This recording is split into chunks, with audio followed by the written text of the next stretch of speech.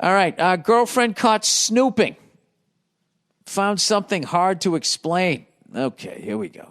Let's hope this person has a sense of humor. Hey there, you fancy freckled fuck. I get the title. May sound a little clickbaity, but follow me on this one. I've been seeing this girl for about a year and a few months. For about a year and a few months. Me personally, I would have said I've been seeing this girl a little over a year, but I get what you guys are doing now. You write awkward sentences trying to trip me up because I'm not good at reading out loud. Anyway, and it's been nothing but a dream come true for the most part. We are very different, as I'm fairly committed to my work and have a shit ton of motivation. Parentheses, thanks to you, actually. Hey, you see that, Plain Jane? I'm not all bad. Shit. Well, she has a bit of a lazy personality. But thankfully, I've been pushing her to improve her habits while she helps me unwind and takes my mind off work so I can relax. Well, there you go, yeah. She's got to turn it up a little bit. You got to turn it down. Overall, we pair really nice. Okay. What can go wrong? What can go wrong? All right. Now that the context is out of the way, I got a new phone on December 31st. The girlfriend spent the night at my place, and when I woke up, I left for work. Everything was going great until I got a text from her. And it said, "You haven't been with any other girls, have you?" I told her no, that I'd swear on a Bible. I thought it was maybe some insecurity creeping in, and she wanted some reassurance. Then I got a voice memo of her bawling her fucking eyes out. Oh, no. She said, "I know I shouldn't have done this, and it was the wrong thing to do, and I'm sorry, but I went through your old phone, and I found text messages between you and another girl. This was back in June, and she sent you nudes." Oh, boy. Now here's where it gets tricky, Bill. She wasn't wrong, but it wasn't me cheating. My buddies and I have participated in some stupid contests for years that we called Chub Fest. It's a stupid kid thing that we should have grown out of, but it's been tradition. Basically, we all have to try and get nudes from the fattest chick possible in the span of 2 weeks. Winner gets $300. Oh, dude. Through the years, we didn't want our girlfriends to know for obvious reasons. Oh, yeah, dude. Yo, Jesus. What were you thinking? But we are all good-looking dudes who would never cheat with a 250-pound girl when we all date 7s to 9s. Oh, my God. The chick who wrote that other email right now is fucking, their head's spinning around. It's a stupid thing for boys, and it is great for a laugh, albeit it's a little mean. Yeah, come on, man. But we never would consider being unfaithful to our partners if we had them. Dude, you can't do that to people. Even if you weren't in a relationship, don't fucking do that.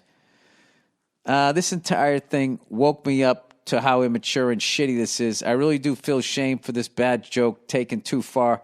I told her I can explain this, but it may sound like a lie. So call my little brother, ask him what Chubfest is, and it should clear it up. She said she would rather hear it from me, so I explained the whole thing.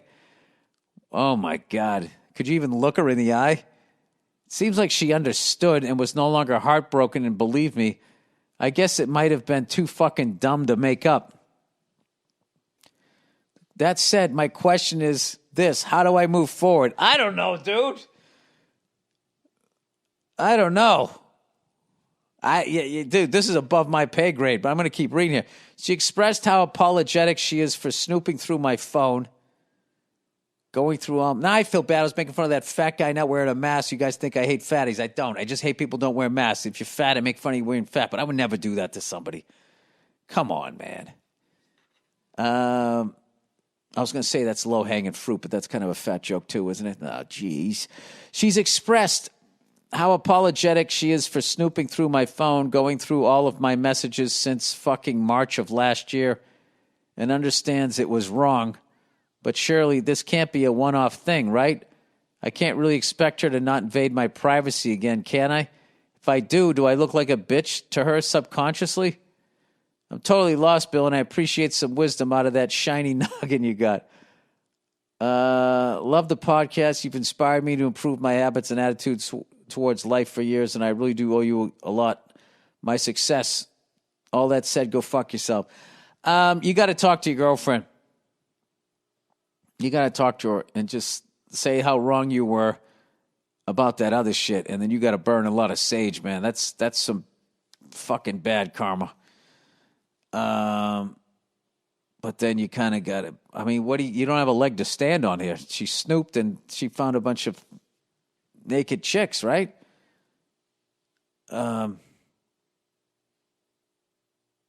I don't know, dude. So then you guys all looked at the naked fat chicks and you just laugh at them? Yeah. Listen, I'm a cunt, but Jesus Christ, dude. That's really, I don't know. I don't like bullies. I don't like that shit. I don't know what to tell you, dude. I would just fucking... Look, you said you looked at it, now you're embarrassed by it. Maybe this was a good thing because that happened. But I don't know how to fix this one, man. I mean, she snooped and she found something.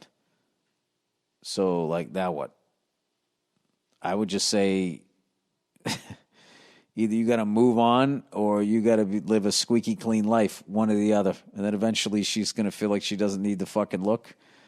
I guess that's it. You gotta sit down and talk to her, try to rebuild some sort of trust there. And come on, man, with the fucking chub fest, don't do that shit. All right, Adam Curtis documentary. Okay, dear Billy Band-Aid. About 6 months ago, a listener wrote in suggesting you watch a documentary called Hyper-Normalization. I doubt you have yet because I think if you had, you'd mention it on the podcast. Yeah, I don't want to watch what I already sense. Okay? If I watch this shit, I can't watch that stuff because nobody else is questioning it. I've been that guy that watches that shit and then tries to talk to the people. All you do is bum them out. All right? They're in the Matrix. They're watching the Kardashians. They're watching the Super Bowl. And just let them just stay there. I will read this if you guys, because some of you might want to be into this, but I can't watch this type of shit. The filmmaker Adam Curtis just released his latest documentary on his YouTube page where this guy's doing God's work, by the way, where the others live as well. Wait, I missed this here. The filmmaker Adam Curtis just released his latest documentary on his YouTube page where the others live as well. Oh, meaning the other documentaries are there. This new one is fascinating, and I really urge you to check it out. It's called Can't Get You Out of My Head. He's very well respected in the UK. The best part of his documentary is that he gives you lots of information, perspective, and footage of different parts of history you would otherwise not know much about. Now, that's interesting. If he's just going to make me paranoid, I mean, I can do that on my own. In his new one, Can't Get You Out of My Head, he takes you through things like radicals in West Berlin and bloodshed in communist China. Remind yourself of this when you wonder how he gets away with talking about the CIA, the British Empire, and banks while receiving a wide BBC broadcast. Despite those subjects coming up, he's not a conspiracy theorist and never regarded as one. Okay, so he's okay. Check it out, mate. Love you and love the podcast. I'm going to watch that because it seems to not get branded as that. There's got to be some sort of levity to it. But if it's just like there's lizard people and shapeshifters and they're putting this chemical in your food, it's just like, okay, I don't know how to grow my own apples. So, like, all right, sorry about that. I hit the wrong button. I was trying to see how much time I did. Yeah, I don't, if it's all that shapeshifter stuff, I can't watch that shit. But if it's somebody that's like, can talk about it in a more like balanced way that you can actually get on a mainstream thing, I'll definitely check that out. Once again, the filmmaker is Adam Curtis. All right. All right. That is it. That is the podcast. All right. Now, let's not fucking go down this road, people. Every once in a while. Haven't had to do this in a while. That lady there is taking the shit that I'm saying about women too seriously. The guy in his little pig, let me in house, he's taking what I'm saying a little too fucking, personally. What a cunt that guy was, huh? Can you imagine being a bigger cunt than your house? How do you fit all that cuntiness in that little house? He's actually way ahead of the game. I'm gonna give some props to that guy. I would love to only have 3 fucking outfits or whatever. Do the Einstein thing. I would fucking love to do that. My problem is I'm sentimental, so I have all these fucking T-shirts that I got at gigs that people gave me, or they give me a backstory. I can't get rid of this shit. I can't tell you how many times I've walked in my closet and just want to just grab handfuls of stuff, take it down to the tent city, and then. But what happens is people they just keep sending you more shit. I can't remember the last time when it was fucked up when I was living on a futon. No manager, no agent, just flaming out in my professional and personal life, eating SpaghettiOs, right? I had to buy everything. And the weirdest thing is you get past a certain level and you can actually afford things, then everybody wants to give you shit. But then you also kind of realize, and then they're hoping you're going to wear it and then walk around like a fucking, free advertising. I don't know what it is. Just everybody always gives you like a fucking T-shirt or some shit. If you're into T-shirts, get into show business, because you will have more free fucking T-shirts than you know what to do with. I should do that. You guys want some T-shirts? Maybe I'll do that. Bill's free T-shirt giveaway. Then I have all these fucking suits that I never wear anymore, but I wore them when I was on Letterman, or I wore them on Conan back in the day, and they mean something to me. But now that I'm such an old comic, they're completely out of style. What the fuck do I do with those? I'll be honest with you, Little House people. I wish I never went down this fucking road, but I'm so far down this road, I don't know what to do now. I'm sitting here right now and I'm looking I have a little miniature double bass drum kit that you set up that somebody gave to me when I was like in Germany.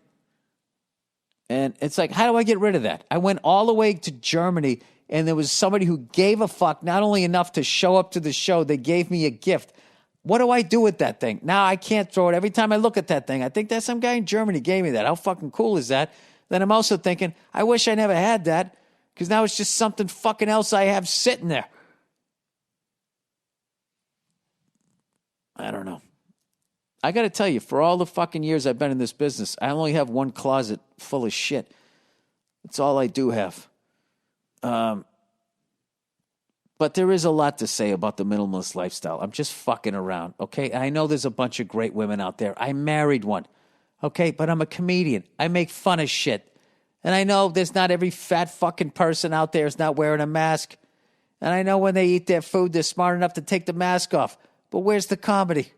Okay?